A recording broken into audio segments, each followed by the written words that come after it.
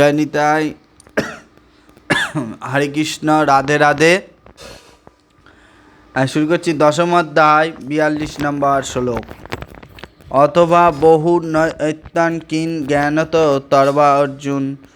তবা অর্জুন বিষ্ট ভাম মৈদং কুত স্মাকান সেন হিত জগত।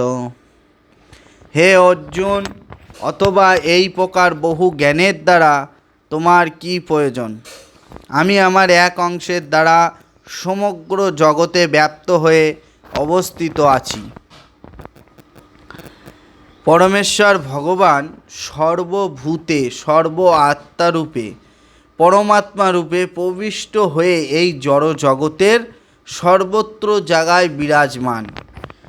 ভগবান এখানে অর্জুনকে বলছেন যে এই জগতের কোনো কিছুরই নিজস্ব কোনো ঐশ্বর্য নেই, তাই তার পরিপ্রেক্ষিতে তাদের সম্বন্ধে অবগত হয়ে কোনো লাভ নেই।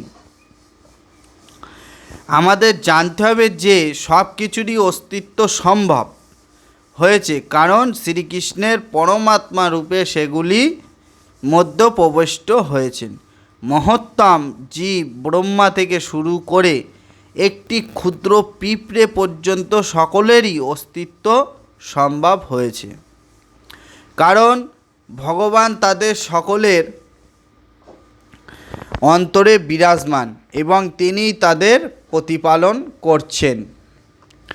অনেকে প্রচার করে থাকেন যে কোনো দেবদেবী আরাধনা করে পরমেশ্বর ভগবানের কাছে বা পরম লক্ষ্যে পৌঁছানো যাবে, কিন্তু এখানে দেবদেবীদের পূজা করতে সম্পূর্ণরূপে নিরুৎসাহিত করা হয়েছে, কারণ ব্রহ্মা ও শিবের মতো শ্রেষ্ঠ দেবতারাও হচ্ছেন ভগবানের অত্যন্ত বিভূতির অংশ মাত্র।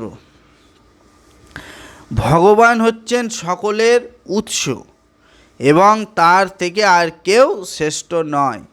তিনি অশ্বমেধ অর্থাৎ তার সমান অথবা তার বড় আর কেউ নেই।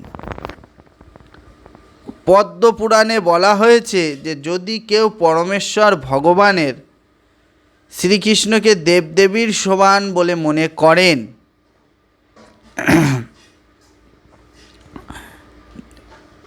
এমন কি ভগবান যদি ব্রহ্মা, শিব, দুর্গা, কালী আদি শ্রেষ্ঠ দেবদেবীদের সমান বলে মনে করে, তখন ভগবান বিদ্বেষী নাস্তিকে পরিণত হয়।